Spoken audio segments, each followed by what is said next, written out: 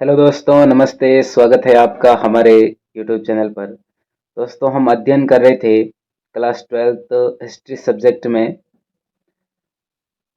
Board exam के blueprint के हिसाब से हम इस श्रृंखला को शुरू किए थे और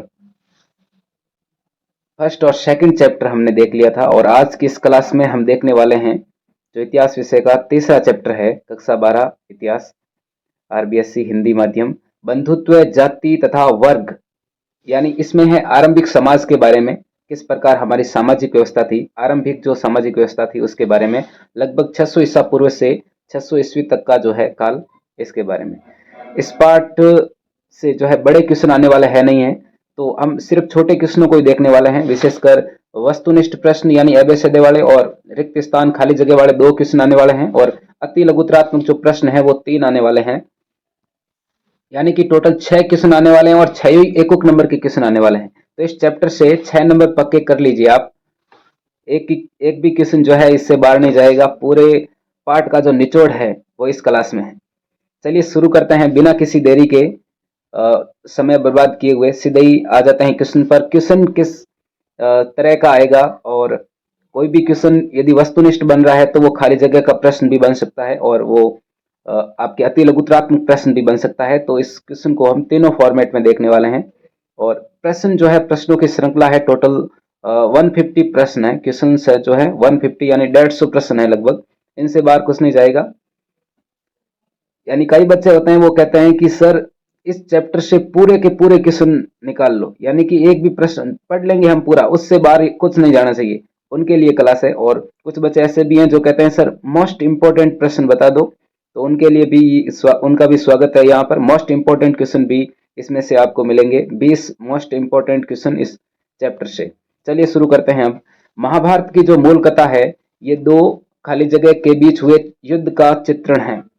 महाभारत की जो मूल कथा है ये किन के बीच हुए युद्ध का चित्रण है, तो 2 परिवारों के बीच हुए युद्ध का चित्रण है। आपको पता होगा महाभारत की जो कहानी है आपने देखी होगी, उसमें कौरव और पांडव जो 2 परिवार थे, इन दोनों के बीच का जो युद्ध है, दोनों के बीच हुए युद्ध, दोनों के बीच जो युद्ध हुआ था, वही इस महाभारत की जो है मूल कथा है।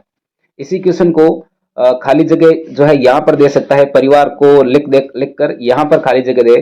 तो हमें क्या ध्यान रखना है कि 2 परिवारों के बीच जो है युद्ध का चित्रण है इस महाभारत की मूल कथा।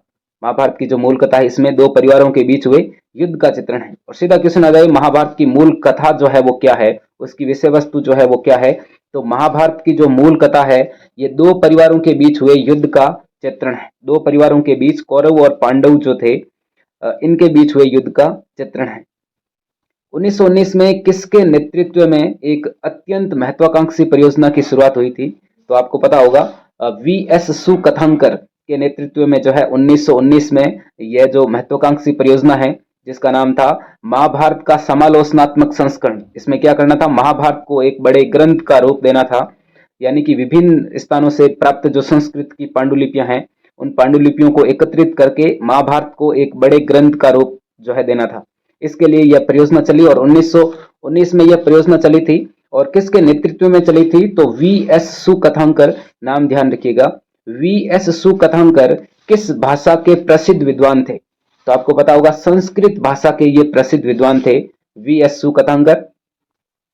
इस परियोजना को पूरा होने में कितने वर्ष लगे थे, 1919 में यह परियोजना शुरू हुई थी, और 1966 में जो है ये परियोजना पूरी हुई। यानी कि 47 वर्ष लग गए महाभारत के इस पूरे ग्रंथ को तैयार करने में। टोटल 47 साल लगे। तो पूरे होने में कितने वर्ष लगे इस परियोजना को, महाभारत का जो समालोचनात्मक संस्करण तैयार करने की ये जो परियोजना थी, इसको पूरा होने में 47 ईयर्स लगे। इस परियोजना के तहत महाभारत ग्रंथ का जो प्रकाशन है वो कितने पृष्ठों में हुआ, कितने पेजेस में हुआ, यानी कि 47 साल लगे उन्होंने, तो कुछ लिखा होगा उन्होंने। तो बहुत सारे खंड थे इस ग्रंथ के, जितने भी खंड थे उनमें से टोटल जो पृष्ठों की संख्या है, यानी कि पेजों की जो संख्या है वो है 13,000 पृष्ठ। 13,000 पृष्ठ जो है अलग अलग ग्रंथ खंडों में, 2-4 ग्रंथ जो है उसको वो हो सकते हैं, और 2-4 ग्रंथों में टोटल 13,000 पाने थे, 13,000 जो है पेज थे। 13,000 पृष्ठों में जो है महाभारत ग्रंथ का जो है प्रकाशन हुआ था।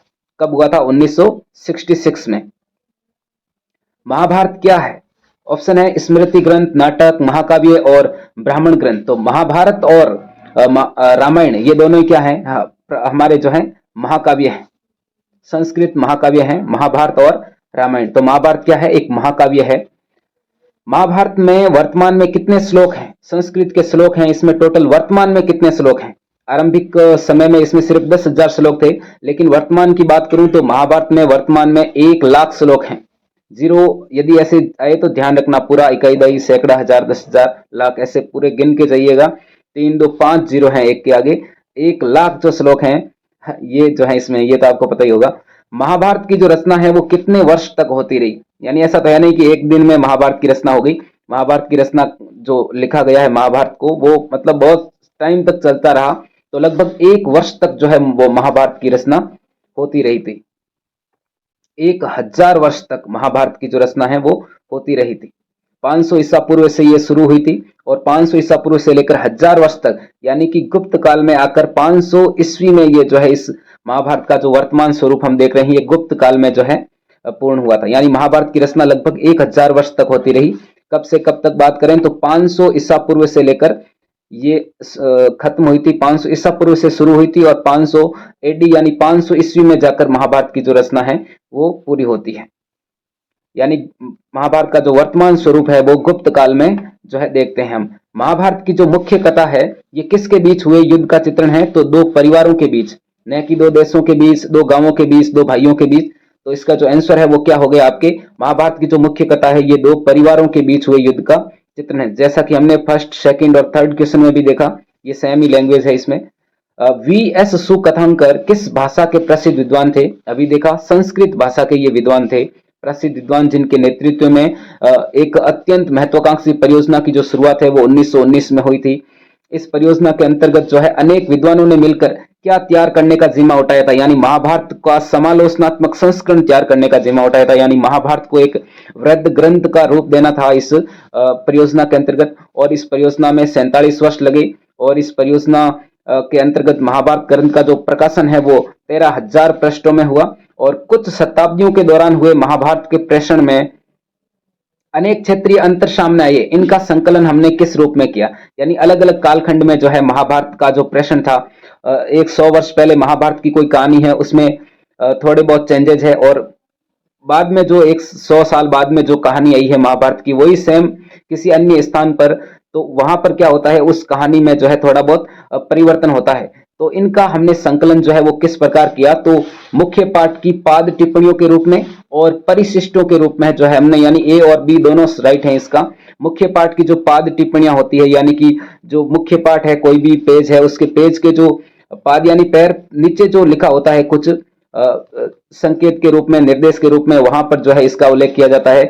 और परिशिष्ट यानी पूरी किताब के अंत में जो है कुछ परिशिष्ट बने होते हैं, उसमें जो है इसका जो कोई भी निर्देश हो, कठिन शब्दावली है, उसके बारे में जो है लिख दिया जाता है। तो महाभारत के जो प्रश्न में क्षेत्रीय अंतर सामने आए थे, इन क्षेत्रीय प्रभेदों को हमने मुख्य पाठ की पाद टिप्पणियों के रूप में और परिशिष्टों के रूप में जो है संकलित किया था। इसके बाद में क्वेश्चन है कि संस्कृत ग्रंथों में कुल शब्द का प्रयोग किसके लिए होता था? तो कुल शब्द का जो प्रयोग है वो जाति के लिए होता था। जैसे कि अपनी किताब की जो है उसमें भी लिखा हुआ है कि परिवार और बंधुता के लिए जो प्रयुक्त शब्द हैं वो कौन कौन से होते थे उस समय। तो संस्कृत ग्रंथों में कुल शब्द का प्रयोग परिवार के लिए, और जाति जो शब्द का प्रयोग है वो बांधुओं के एक बड़े समूह के लिए होता था। यानी बंधुजन, यानी जी हमारे जो रिश्तेदार है बांधवजन, उनके समूह के लिए जो है जाति शब्द का प्रयोग होता था। किस शब्द का प्रयोग बांधुओं के एक बड़े समूह के लिए होता था?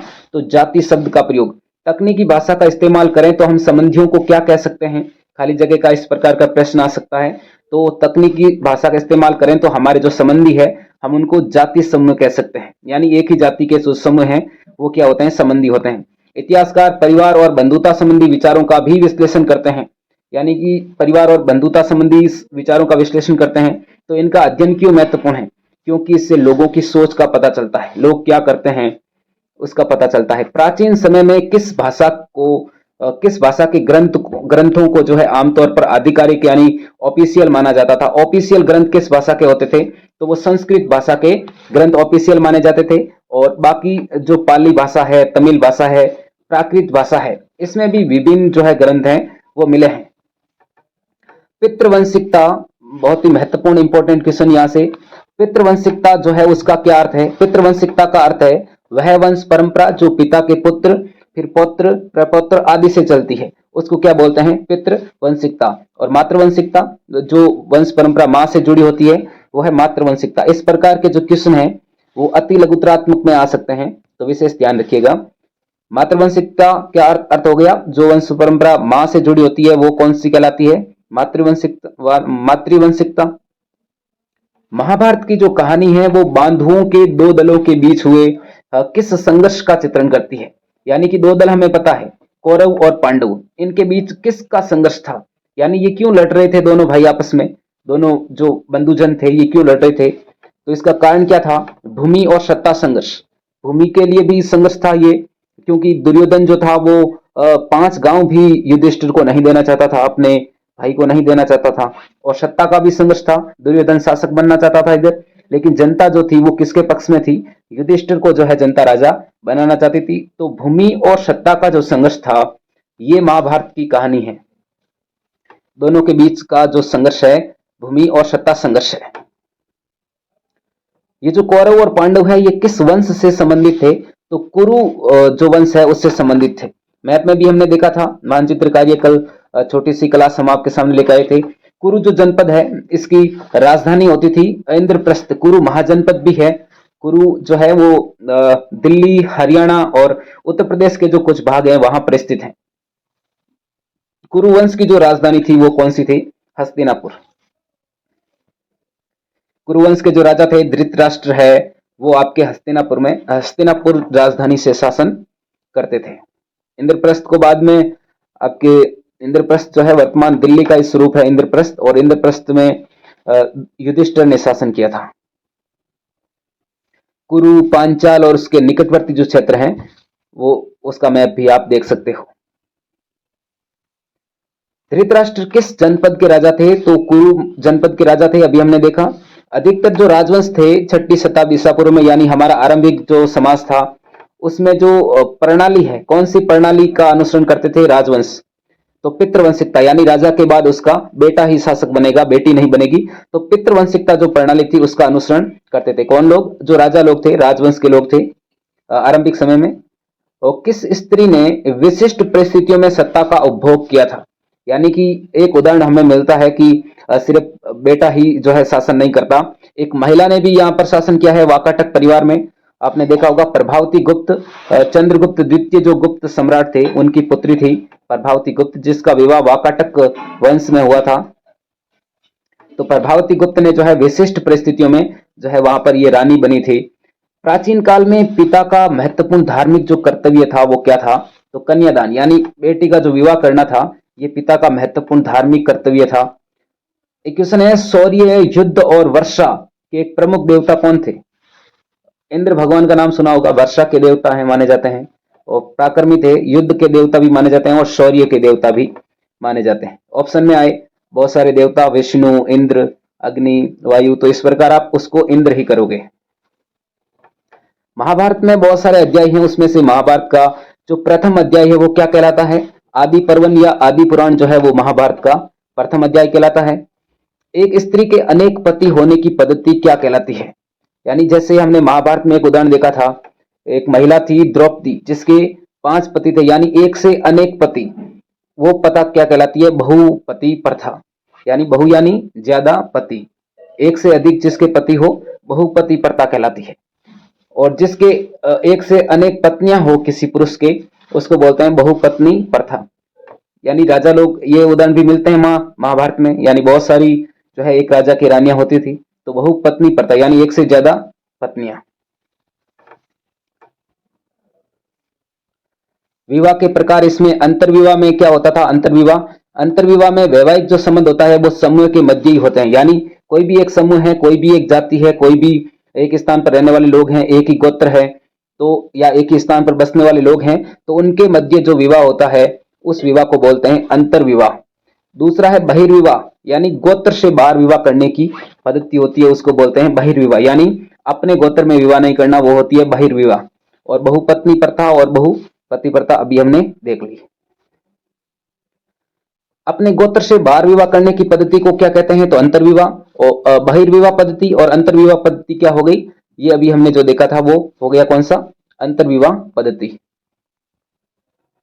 धर्मसूत्र और धर्मशास्त्र नामक जो संस्कृत ग्रंथ हैं, इनका संकलन जो है वो कब से कब किया गया, तो कब से किया गया, तो 500 ईसा पूर्व से इन ग्रंथों का जो है लिखना आरंभ हो गए थे। ये किसने लिखे थे ये ग्रंथ, तो ये ब्राह्मणों ने लिखे थे, धर्मसूत्र और धर्मशास्त्र। इसमें क्या होता था, धर्मसूत्र और धर्मशास्त्र में समाज के जो आचार नियम है, उन नियमों का जो समूह है वो इस ग्रंथों में मिलता है। विवाह कितने प्रकार के होते हैं, तो 8 प्रकार के होते हैं। मनुस्मृति में इन 8 प्रकार के विवाहों का उल्लेख भी मिलता है, और जो धर्मसूत्र और धर्मशास्त्र ग्रंथ हैं, ये इन 8 विवाहों को स्वीकृति भी प्रदान करते हैं। मनुस्मृति विवाह के 8 प्रकारों का उल्लेख हो गया, किस ग्रंथ में है, तो मनुस्मृति में है। और इस मनुस्मृति ग्रंथ का संकलन है, ये कब से कब तक हुआ था, तो टोटल 400 साल लगे थे इस मनुस्मृति को लिखने में, 200 ईसा पूर्व से लेकर 200 ईस्वी तक।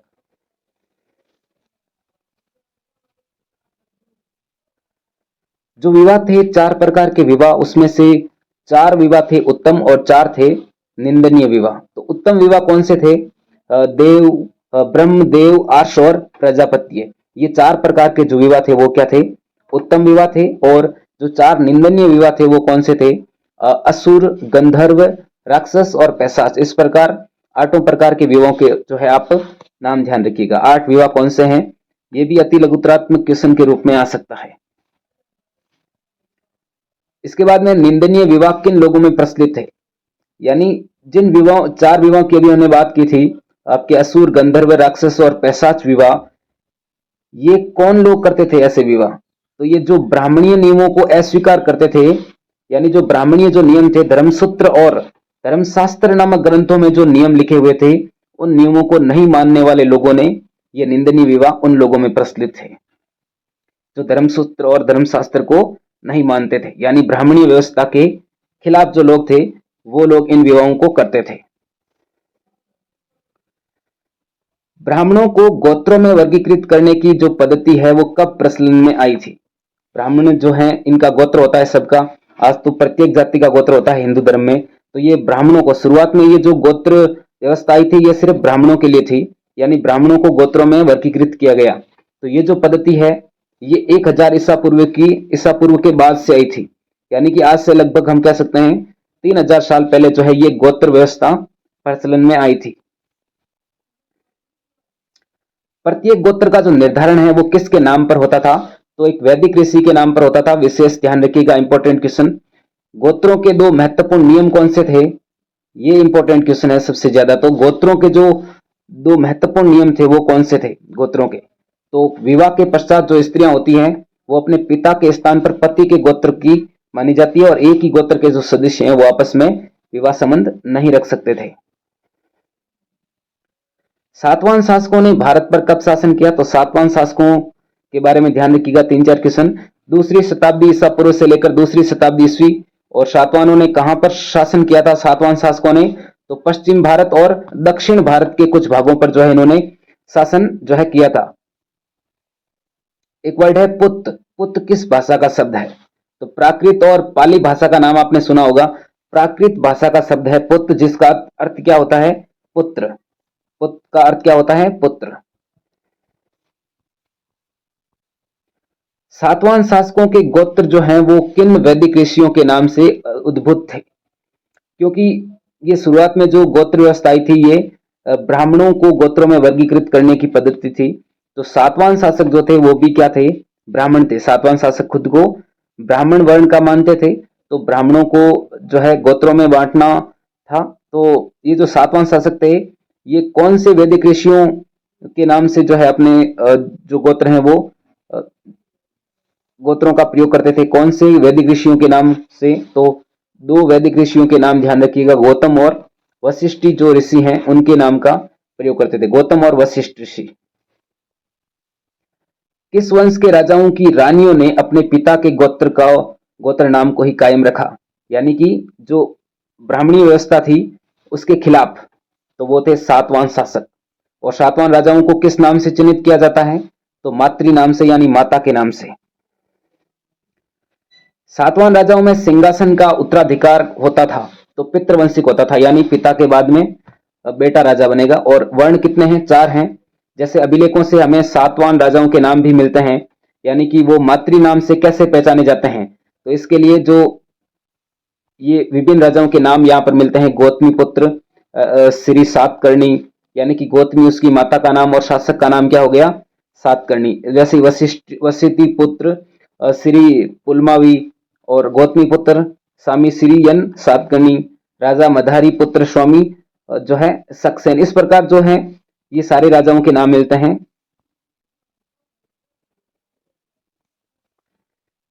इसके बाद में देखिए यहाँ पर एक सातवां राजा और उसकी पत्नी, सातवां राजाओं की जो है कुछ कलाकृतियां आपके सामने हैं। दूसरी शताब्दी ईसा पूर्व की ये कलाकृतियां आप देख सकते हो। उपनिषदों में मातृ नाम जो है, ये सातवां शासक जो अपने माता का नाम का प्रयोग करते थे अपने नाम में, तो बृहदारण्य के धारणी जो उपनिषद हैं, जो आरंभिक उपनिषदों में से एक है। इसमें क्या है? आचार्यों और शिष्यों की उत्तरोत्तर पीढ़ियों को की सूची मिलती है, जिससे कई लोगों को जो है उनके माता के नाम से जो है निर्दिष्ट किया गया है। जिस प्रकार सातवां शासक जो है अपने नाम में क्या करते थे भाई? माता के नाम का प्रयोग करते थे। टोटल 4 वर्ण हैं, ब्राह्मण, क्षत्रिय, वैश्य और शूद्र।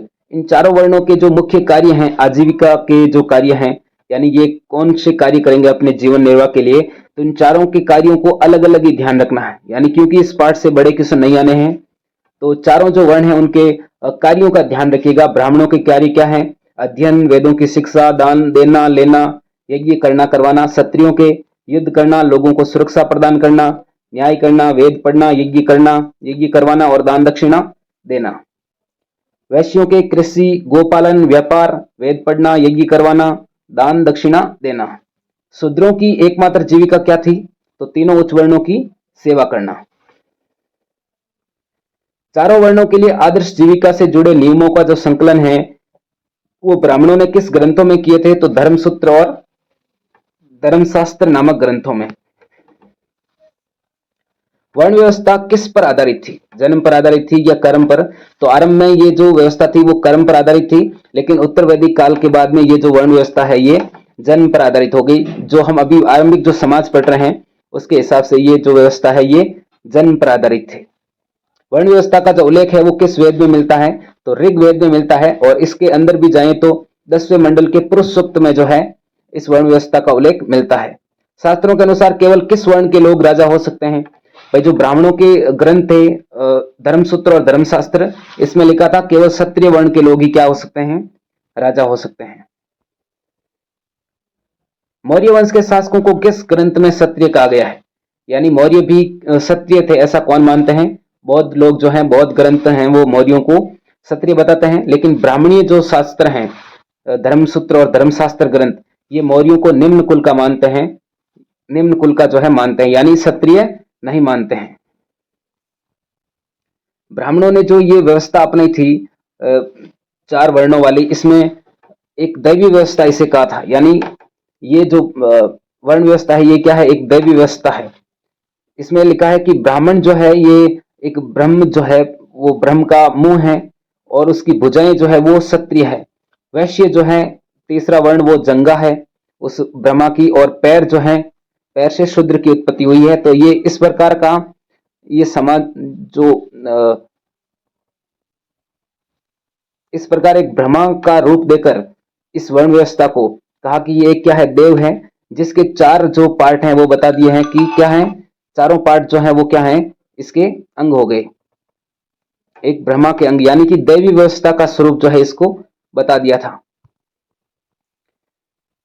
स्वजन के मध्य लड़ाई क्यों हुई? इस प्रकार जो कहानियां हैं इसमें छोटी छोटी वो आप इसमें ध्यान रखिएगा।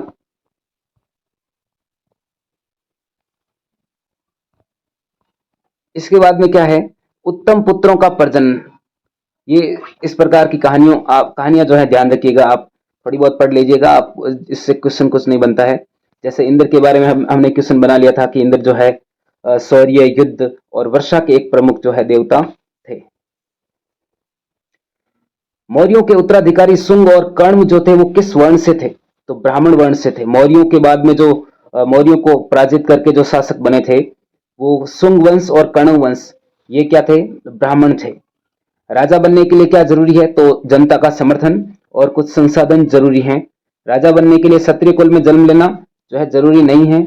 शूद्रों और अस्पृश्यों को सबसे निचले स्तर पर जो है रखा जाता था। वर्ण व्यवस्था के नियमों का पालन करवाने के लिए ब्राह्मणों ने कौन कौन सी नीतियां अपनाई? हालांकि इतना बड़ा क्वेश्चन नहीं आएगा, लेकिन ऐसे आ सकता है किसी एक जो नीति है, कोई पॉलिसी, एक पॉलिसी का उल्लेख कीजिए, तो आप इन तीनों में से किसी एक का उल्लेख कर सकते हो। अति लोकतांत्रिक प्रश्न जो है उसमें सिर्फ एक ही पूछी जाएगी, यदि पूछी जाएगी तो एक तो है ही कि यह एक क्या है भाई, दैवीय व्यवस्था है, या दूसरा है कि वो अपने शासक राजाओं को उपदेश देते थे कि इस व्यवस्था के नियमों का अपने राज्य में अनुसरण करें। और ये सारे कौन कहते थे? ब्राह्मण लोग। और लोगों की प्रतिष्ठा है, जन्म पर आधारित है, ऐसा ये लोगों को विश्वास दिलाते थे। इस प्रकार की महाभारत की जो कहानियां हैं ये आप साथ साथ में देखते रहिएगा। ये एक युद्ध का दृश्य इसमें दिखाया गया है महाभारत से संबंधित। ये जो मिट्टी की मूर्ति है ये आई छत्र उत्तर प्रदेश से जो है प्राप्त हुई है, एक मंदिर की दीवार पर उत्कीर्ण है। आई छत्र ध्यान रखिएगा, मैप में भी उत्तर प्रदेश का एक महत्वपूर्ण स्थान है आई छत्र। शक कहां से आए थे? शक जो आए थे वो कहां से आए थे? मध्य एशिया से आए थे। ब्राह्मण जो है वो शकों को क्या मानते थे? म्लेच्छ, बर्बर तथा अन्य देशीय, विदेशी मानते थे इनको। प्रसिद्ध जो शक शासक हुआ है उसका क्या नाम है? तो रुद्रदामन। रुद्रदामन का एक अभिलेख भी है। इसने कौन सा अभिलेख लगवाया या कौन सा अभिलेख खुदवाया था? तो जूनागढ़ अभिलेख खुदवाया था। जूनागढ़ अभिलेख कहां पर है? जूनागढ़ जो स्थान है वो गुजरात में है, ये भी ध्यान रखिएगा।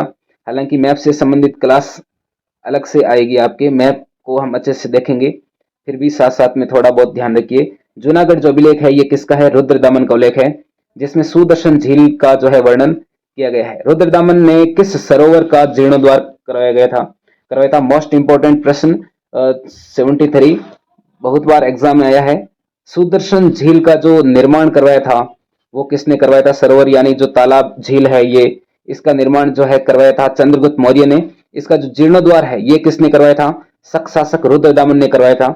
और भी शासक थे। सुदर्शन झील से संबंधित बड़ा क्वेश्चन भी आएगा, क्योंकि सुदर्शन झील जो है वो टॉपिक फर्स्ट सेकंड चैप्टर में भी है, तो वहां पर दीर्घ उत्तरीय प्रश्न भी आ सकता है कि सुदर्शन झील पर एक लेख लिखिए, जैसा कि मॉडल पेपर 2024 में भी आया हुआ है।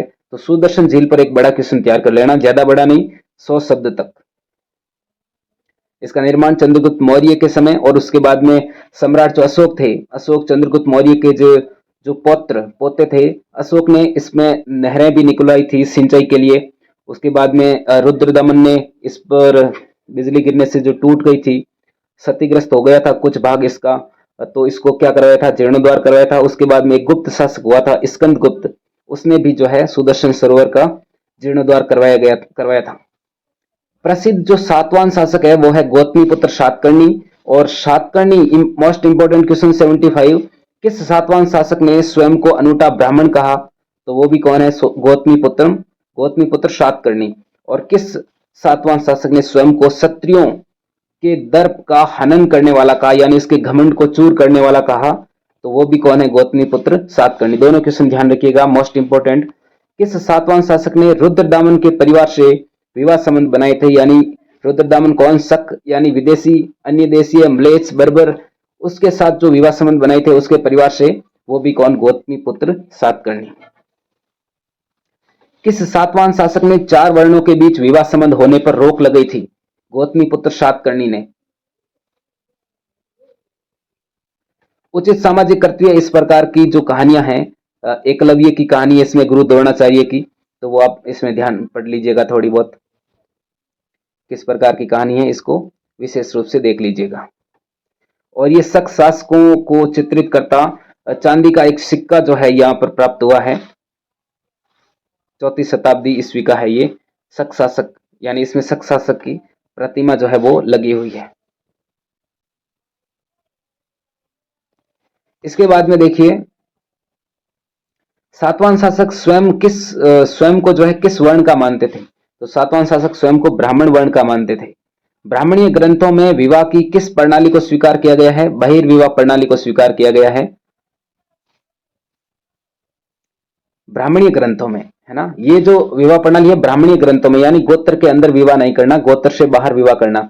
लेकिन सातवान जो शासक थे ये इस विवाह प्रणाली को नहीं मानते थे, ये अंतर विवाह प्रणाली को मानते थे विशेष रूप से। और ब्राह्मणीय सिद्धांत में जाति व्यवस्था किस पर आधारित थी, तो जन्म पर आधारित थी। वर्ण व्यवस्था भी जन्म पर आधारित और जाति व्यवस्था भी किस पर आधारित, जन्म पर आधारित। यानी कि किसी भी जाति का व्यक्ति है तो उसका जो पुत्र जन्म होगा वो उसी जाति का होगा। इस प्रकार की व्यवस्था जो है ये ब्राह्मणों ने बनाई थी।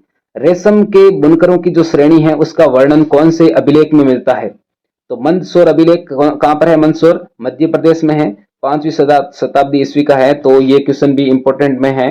और मंदसौर का जो प्राचीन नाम है वो क्या है, दसपुर। और यहाँ पर मंदसौर में जो काम करने वाले रेशम बुनकर थे, रेशम बुनकर, ये कहाँ के निवासी थे बोलते, तो लाट प्रदेश गुजरात के निवासी थे।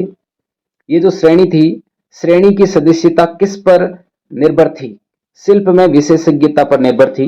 विशेष रूप से ध्यान रखिएगा, शिल्प पर जो है, शिल्प में कोई भी शिल्प कार्य है, छोटा मोटा कार्य शिल्प का, कुमार, लोहार, बढ़ई, नाई, ये जो शिल्प का कार्य करते हैं छोटे छोटे, इन कोई भी शिल्प करो, एक काम में क्या होना, विशेषज्ञ होना उस काम का, श्रेणी की सदस्यता उस पर निर्भर करती थी। संस्कृत ग्रंथों और अभिलेखों में व्यापारियों के लिए किस शब्द का प्रयोग किया गया है, तो संस्कृत ग्रंथ और जितने भी अभिलेख हैं संस्कृत भाषा के, उसमें व्यापारियों को वणिक कहा गया है, संस्कृत में वणिक कहा गया। और शास्त्रों में जो ब्राह्मणीय धर्मशास्त्र और धर्मसूत्र ग्रंथ हैं उसमें वैश्यों की जीविका किसे बताया गया है, तो व्यापार को बताया गया है। इस क्वेश्चन को विशेष ध्यान रखिएगा, आपके खाली जगह वाले रिक्त स्थान वाले क्वेश्चन में, कि शास्त्रों में व्यापार को खाली जगह की जीविका बताया गया है, तो वैश्यों की जीविका बताया गया है। अभी हमने देख लिया वणिकों की स्थिति और रेशम बुनकरों ने क्या किया। इस प्रकार के जो कहानियां हैं आप इसमें देखते रहिएगा।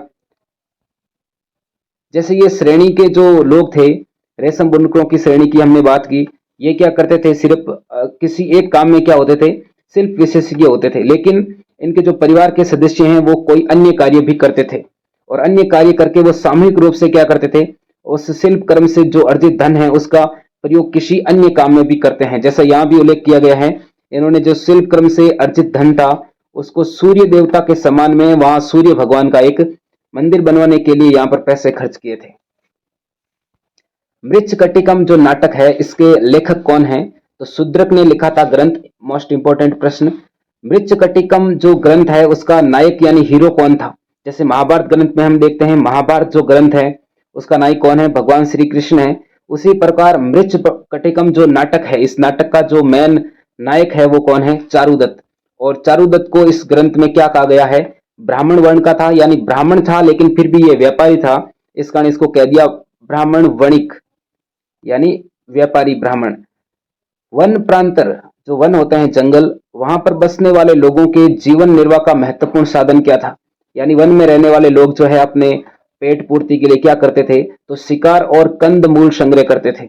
एक तो शिकार करते थे, दूसरा जो कंद मूल है यानी पेड़ पौधों की जो जड़ें हैं वो खाते थे। कंद यानी जैसे शकरकंद हो गया। इस प्रकार एकलव्य जो है वो किस वर्ग से था, महाभारत की कहानी में आपने देखा होगा एकलव्य निषाद वर्ग से था। हिडिंबा ने कुंती के किस पुत्र को बाघ के समान बताया था, यानी टाइगर कहा था। हिडिंबा ने भीम को कहा था जो है टाइगर के समान। भीम और हिडिंबा की बाद में शादी हो गई थी, उसका जो पुत्र हुआ था उसका नाम क्या था, घटोत्कच था। और घटोत्कच जो कर्ण के बाण से खत्म हुआ था। वन में द्रोणाचार्य की मिट्टी की मूर्ति किसने बनवाई थी, तो एकलव्य ने बनाई थी, क्योंकि द्रोणाचार्य के आश्रम में जो है एकलव्य को स्थान नहीं मिला था, क्योंकि ये क्षत्रिय नहीं था। क्योंकि सिर्फ द्रोणाचार्य जो थे वो सिर्फ क्षत्रियों को ही शिक्षा देते थे। एकलव्य किसको गुरु मानकर स्वयं ही तीर चलाने का अभ्यास करने लगा, तो द्रोणाचार्य को गुरु माना इसने, मन ही मन उसकी मूर्ति भी बनाई वन में, मिट्टी की मूर्ति। और द्रोणाचार्य को गुरु मानकर जो खुद ही है वो तीर चलाने का अभ्यास करने लगा।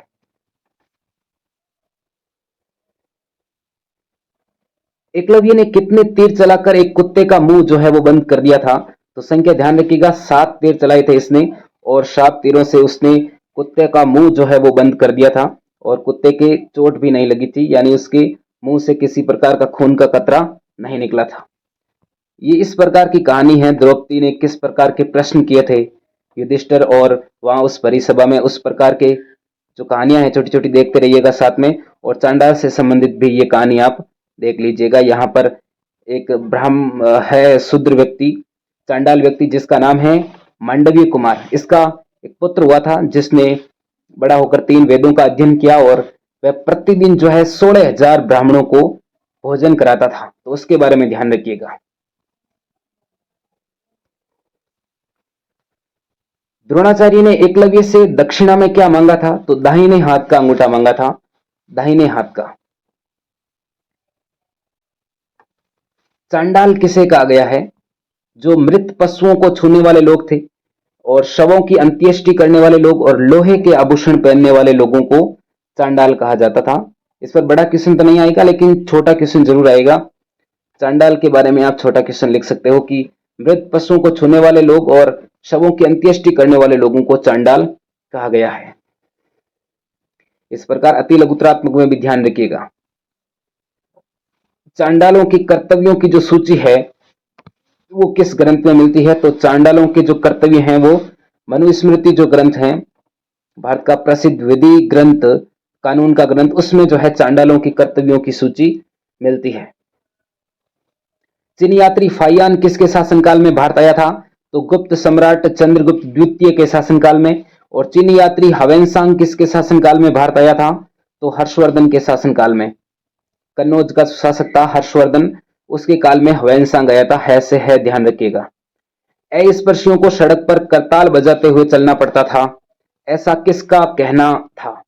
यानी ऐसा किसने कहा था कि अस्पृश्य जो लोग थे वो सड़क पर करताल बजाते हुए चलते थे, ताकि वो करताल बजाए और लोग जो है करताल सुनकर एकदम समझ जाए कि हाँ कोई आ रहा है अस्पृश्य, ताकि वो उनको देखने के दोष से बच जाए। ऐसा कहा है फासियन, या जिसको हम बोलते हैं फाइयान। फाइयान जो अभी हमने देखा चंद्रगुप्त जो द्वितीय हैं गुप्त सम्राट, उनके शासनकाल में भारत आया था। तो फाइयान ने ऐसा लिखा कि जो अस्पृश्य लोग थे, जो अछूत माने जाते थे, वो सड़क पर करताल बजाकर चलते थे, ताकि कोई लोग उनको देख नहीं पाए और लोगों को यह पता भी चल जाए कि हाँ वो करताल बजा रहा है, यानी कि कोई अस्पृश्य जा रहा है। एक ग्रंथ का नाम आपने सुना होगा सुत्त पिटक। 3 पिटक जो होते हैं, सुत्त पिटक, विनय पिटक और अभिधम पिटक, उसमें से जो सुत्त पिटक है वो कितने निकायों यानी कितने भागों में विभाजित है? कितने भागों में है? तो 5 भागों में है। पांचों के नाम भी ध्यान रखिएगा। कौन कौन से नाम है? दिग् निकाय, मध्यम निकाय, संयुक्त निकाय, अंगुत्तर निकाय और खुद्दक निकाय। और 3 पिटक कौन से हैं? ये तो 3 पिटकों में से एक पिटक था सुत्त पिटक, जिसके 5 भाग देखे हमने। लेकिन त्रिपिटक 3 पिटक जो है वो है सुत्त पिटक, विनय पिटक और अभिधम पिटक। एक क्वेश्चन है मोस्ट इंपोर्टेंट, स्त्री धन।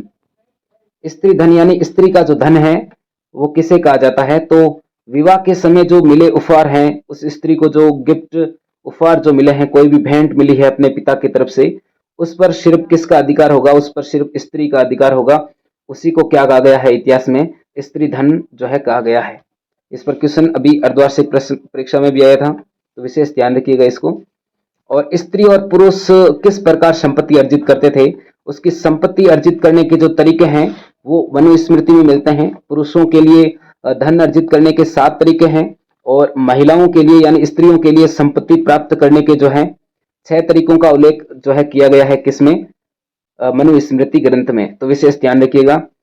पुरुषों के लिए मनुस्मृति में 7 तरीके, स्त्रियों के लिए 6 तरीकों का जो है उल्लेख किया गया है। इसी प्रकार कुछ कहानियों का यहाँ पर भी ध्यान रखिए। जैसे एक पुरानानुरु जो रचना है, ये पुरानानुरु जो है ये तमिल साहित्य जो है संगम साहित्य उसका हिस्सा है पुरानानुरु, ये ध्यान रखिएगा। और ये धनाढ़ी शूद्र की कहानी है, इसको भी आप पढ़िएगा। और एक जो गरीब दानी सरदार है उसकी भी कहानी को देखिएगा। एक सरदार और उसका अनुयायी यहाँ पर दिखाया गया है। सरदार ये है, सरदार ने किस प्रकार अपने अनुयायी पर हाथ रखा है। ये जो पत्थर की मूर्ति है ये अमरावती की जो आंध्र प्रदेश की राजधानी है वहां से प्राप्त हुई है। इसके बाद में अगले क्वेश्चन है, लैंगिक आधार के अतिरिक्त ब्राह्मणीय ग्रंथों में संपत्ति प्राप्त करने का एक और आधार क्या था?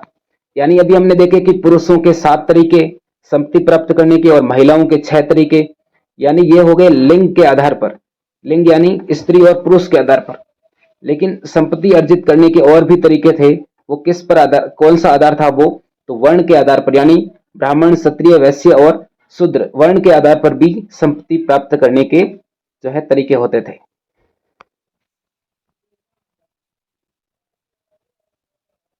खाली जगह का क्वेश्चन है कि किसने जन्म के आधार पर सामाजिक जो प्रतिष्ठा है उसको अस्वीकार किया था। यानी कि जन्म के आधार पर ये जो जाति व्यवस्था है या वर्ण व्यवस्था है इसको अस्वीकार किसने किया था? तो बौद्धों ने, यानी बौद्ध धर्म के जो लोग थे उन्होंने कहा ये जो जाति व्यवस्था और वर्ण व्यवस्था है ये सही नहीं है। पुरुनानुरु किस साहित्य का भाग है? अभी हमने देखा तमिल जो संगम साहित्य है उसका भाग है। तमिल भाषा में लिखा हुआ जो संगम साहित्य है उसका भाग है पुरुनानुरु ग्रंथ।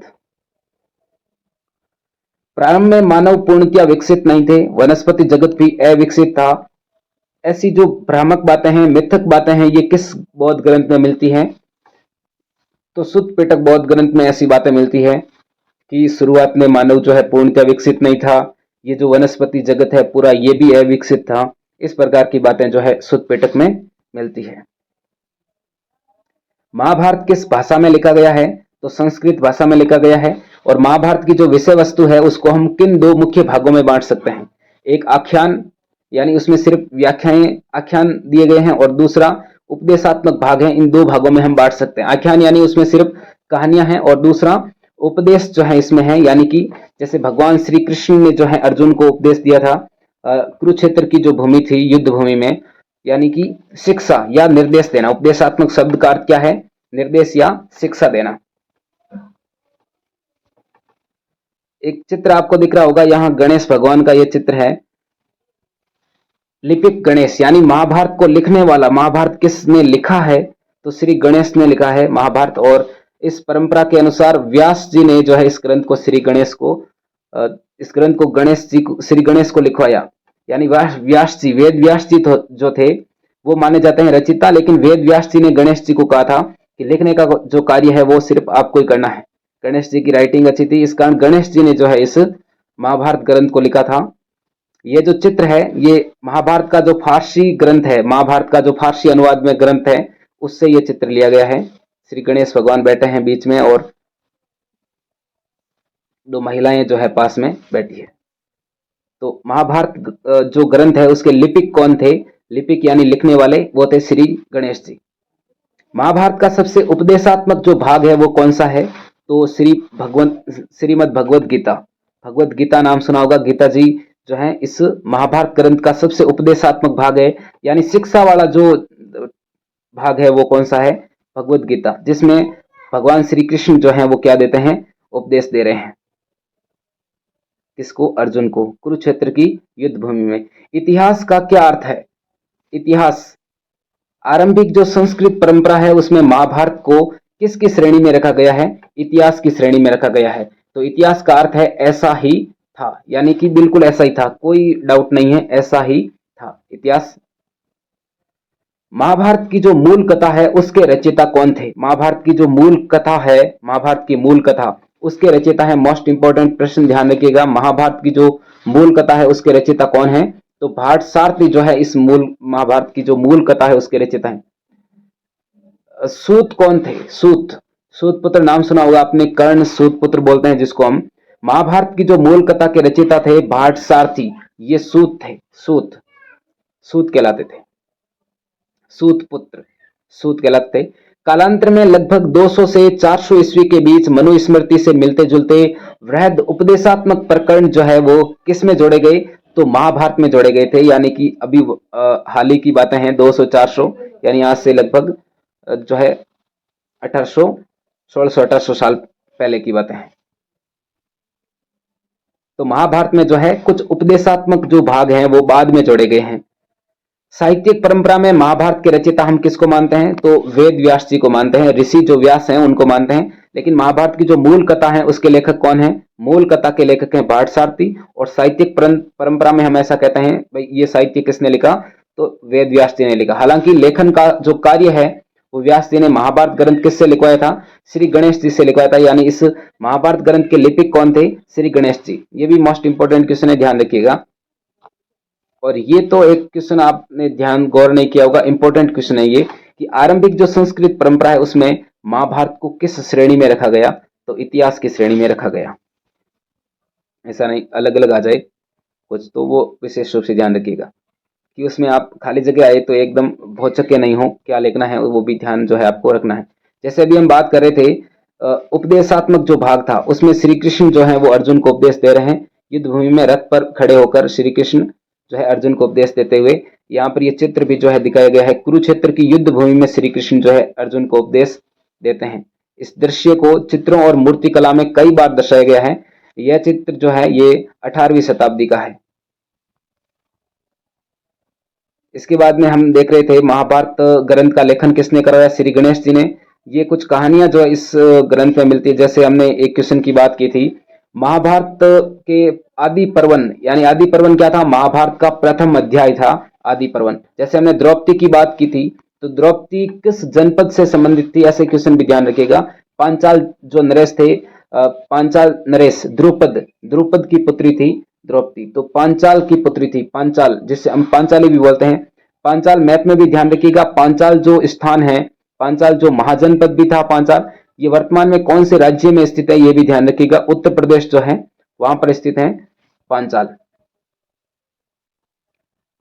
इसके बाद है हस्तिनापुर का उत्खनन किसने करवाया? हस्तिनापुर जो स्थल है, इसका उत्खनन किसने करवाया था? कुरुवंश की राजधानी भी रह चुकी है हस्तिनापुर। मोस्ट इंपोर्टेंट प्रश्न, बीबी लाल ने जो है हस्तिनापुर का उत्खनन करवाया था, यानी इसकी खुदाई की थी बीबी लाल ने। ये खुदाई कब की गई थी? 1951-52 में। और हस्तिनापुर कहां पर स्थित है? तो उत्तर प्रदेश का जो मेरठ जिला है, मेरठ जिले में स्थित है हस्तिनापुर। महाभारत में प्रारंभ में कितने श्लोक थे? अभी हम वर्तमान की बात कर रहे थे कि वर्तमान में महाभारत में कितने हैं श्लोक, संस्कृत की कितने श्लोक हैं? तो 1 लाख श्लोक हैं। लेकिन प्रारंभ में, शुरुआत में इस महाभारत में कितने श्लोक थे? तो सिर्फ 10,000 श्लोक थे इस महाभारत में। वर्तमान में कितने हैं? 1 लाख श्लोक।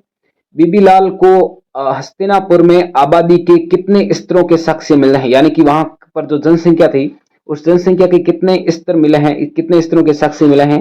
5 स्तरों के साक्ष्य मिले हैं। और इन 5 स्तरों में से हमारे विश्लेषण के लिए 2 स्तर महत्वपूर्ण है। कौन कौन से? दूसरा और तीसरा जो स्तर है वो महत्वपूर्ण है। इंपॉर्टेंट प्रश्न है ये। महाभारत की जो सबसे चुनौतीपूर्ण उपकथा है वो कौन सी है? महाभारत की सबसे चुनौतीपूर्ण उपकथा कौन सी है? तो द्रौपदी से पांडवों का विवाह। यह सबसे चुनौतीपूर्ण है। इतिहासकार अभी भी नहीं समझ पाए हैं कि एक स्त्री के 5 पति कैसे हो सकते हैं। तो ये सबसे जो चुनौतीपूर्ण उपकथा है वो ये है कि द्रौपदी के 5 पति थे, वो वाली कथा। द्रौपदी से पांडवों का जो विवाह हुआ है वो सबसे चुनौतीपूर्ण उपकथा रही है। अभी तक इतिहासकार इसका जो है नहीं समझ पाए हैं कि ये किस प्रकार हो सकता है। ये तो संभव ही नहीं है। एक ग्रंथ है अष्टाध्यायी, यानी इस अष्टाध्यायी ग्रंथ की रचना किसने की थी? तो संस्कृत के महान विद्वान का नाम आपने सुना होगा, पाणिनि ने जो है इस ग्रंथ की रचना की थी। और एक क्वेश्चन अभी हमने देखा था, गुप्त सम्राट चंद्रगुप्त द्वितीय की जो बेटी थी प्रभावती गुप्त, उसने विशिष्ट परिस्थितियों में जो है वो रानी बनी थी। विशिष्ट परिस्थितियों में वाकाटक परिवार में जो है इसका विवाह हुआ था, वहां की ये महारानी बनी थी। तो विशिष्ट परिस्थितियों, हालांकि उस आरंभिक समाज में महिलाओं को जो है इतने अधिकार नहीं थे, फिर भी इस महिला ने क्या किया, वो रानी तक बनी और इसने बहुत सारे जो है भूमियां भी दान की थी। इसका भी उल्लेख हमने देखा विभिन्न अभिलेखों में। एक क्वेश्चन है, महाभारत के समालोचनात्मक जो संस्करण है, इसका हमने हिंदी में तो देख लिया कि इसकी जो परियोजना की शुरुआत हुई है वो वी.एस. सुकथांकर के नेतृत्व में 1919 में हुई, 1966 में खत्म हुई, 47 साल लगे, 13,000 पृष्ठों में ये हमने ग्रंथ तैयार किया। तो इस प्रकार ये तो देख लिया, लेकिन इंग्लिश भाषा में इस महाभारत के समालोचनात्मक संस्करण का जो अनुवाद है ये किसने प्रारंभ किया था और कब प्रारंभ किया था? तो विद्वान का नाम ध्यान रखिएगा, J.A.B. वैन ब्यूटेनन ने जो है 1973 में ये प्रोजेक्ट शुरू किया था महाभारत के समालोचनात्मक संस्करण को इंग्लिश में लिखने का। लेकिन 5 साल बाद 1978 में इनकी मृत्यु हो गई थी। तो इनकी मृत्यु के कारण ये परियोजना जो है यो अधूरी रह गई थी। तो J.A.B. वैन ब्यूटेनन का भी नाम ध्यान रखिएगा। एक बांग्ला लेखिका है, पश्चिम बंगाल, बांग्ला जो भाषा है, बांग्ला लेखिका महाश्वेता देवी ने महाभारत के एक प्रसंग पर कहानी लिखी थी। उस कहानी को क्या शीर्षक दिया था?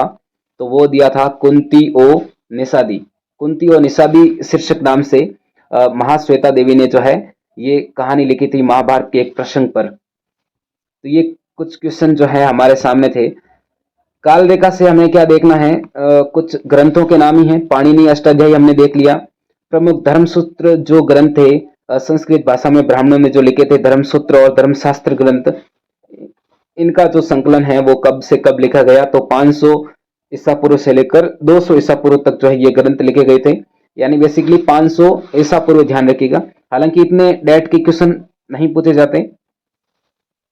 आरंभिक जो बौद्ध ग्रंथ है त्रिपिटक ग्रंथ, इनकी भाषा के बारे में हमने नहीं देखा। तो जितने भी बौद्ध ग्रंथ हैं वो ज्यादातर बौद्ध ग्रंथ पाली भाषा में लिखे गए हैं, और जैनों के जो ग्रंथ हैं, जैन धर्म के ग्रंथ, वो प्राकृत भाषा में लिखे गए हैं। रामायण और महाभारत जो दो ग्रंथ हैं संस्कृत भाषा में लिखे गए हैं, और इनका यदि काल की बात करें तो 500 ईसा पूर्व से 400 ईस्वी तक जो है लिखे गए थे।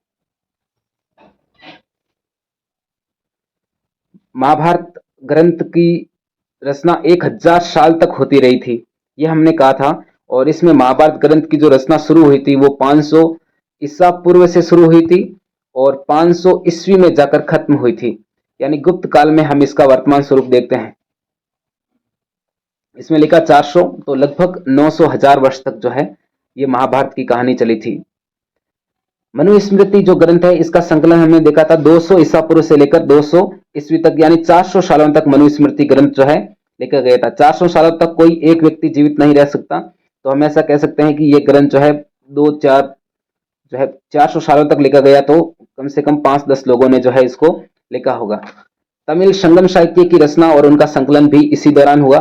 चरक संहिता और सुश्रुत संहिता, चरक और सुश्रुत जो दो बड़े डॉक्टर थे उस समय के, आयुर्वेद के जो विद्वान थे उस समय, इन्होंने 100 ईस्वी में अपने अपने नाम से ही ग्रंथ लिखे।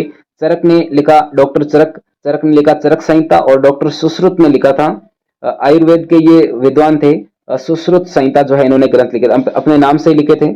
ऐसे क्वेश्चन हालांकि कभी कभार आ जाते हैं, तो इनके नाम से ही इनके ग्रंथ हैं, तो आसानी से सही हो जाएगा। पुराणों का संकलन संस्कृत भाषा में हुआ लगभग 200 ईस्वी में, और भरत मुनि का नाट्य शास्त्र, ये ध्यान रखिएगा, नाट्य शास्त्र ग्रंथ की जो रचना है वो भरत मुनि ने की थी। सन पर ध्यान मत देना, भरत मुनि का जो ग्रंथ है वो है नाट्य शास्त्र।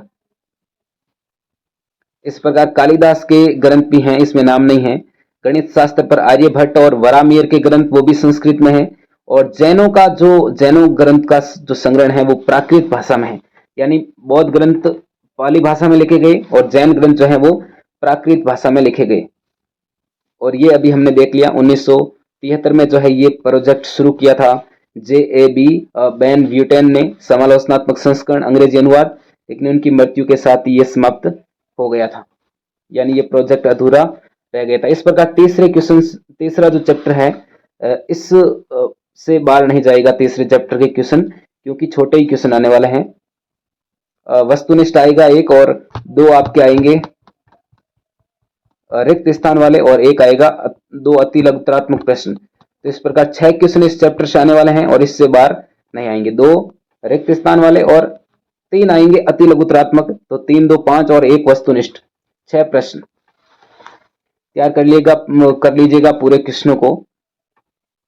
इसी के साथ समाप्त करते हैं आज की क्लास को, और अगले वीडियो सेशन में हम मिलेंगे चौथे चैप्टर से। और दूसरे चैप्टर का कुछ हिस्सा रह गया है, अभिलेखों को हमें अशोक के जो जितने भी अभिलेख थे उनको भी मानचित्र में प्रदर्शित जो है हमें करना है, उनको किस प्रकार भरना है, मोस्ट इंपोर्टेंट जो अभिलेख हैं उन्हीं को देखेंगे। आज के लिए इतना ही, धन्यवाद, जय हिंद।